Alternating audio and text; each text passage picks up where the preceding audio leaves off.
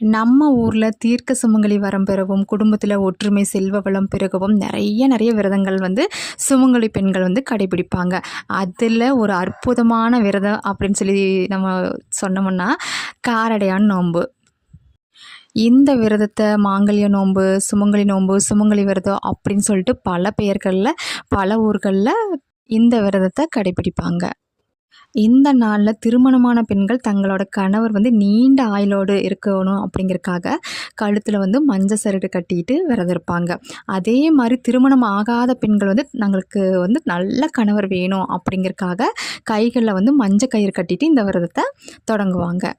இந்த நாளில் அரிசி மாவு, வெல்லம், கருப்பு காராமணி இதையெல்லாம் பயன்படுத்தி இனிப்பு மற்றும் காராடைகளை செஞ்சு நைவேத்தியமாக படைப்பாங்க.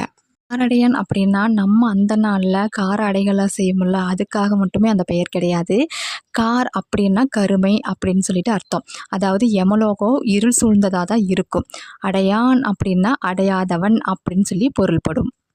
அதாவது யமலோகத்தை அடையாதவன் அப்படிங்கிற பொருள். சத்தியவான் சாவித்திரி எப்படி யமன்கிட்ட இருந்து அவங்களோட கணவனை மீட்டுட்டு வந்தாங்களோ அதை ஞாபகமூட்டும் விதமாக இந்த காரடையான் நோன்பு நம்ம கடைபிடிச்சிட்டு வரோம். இந்த விரதத்தை நம்ம கடைபிடிச்சோம்னா புகுந்த வீட்டுக்கும் சரி, பிறந்த வீட்டுக்கும் சரி அனைத்து வளங்களும் கிடைக்கும் அப்படிங்கிறது ஐதீகம்.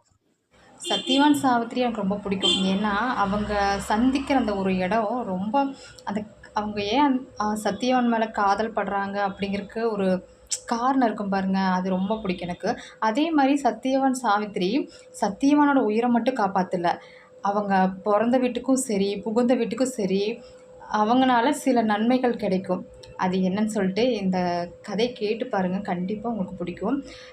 இந்த மாதிரி நாளில் கேட்கும்போது அது ஒரு ஸ்பெஷலாகவே இருக்கும்.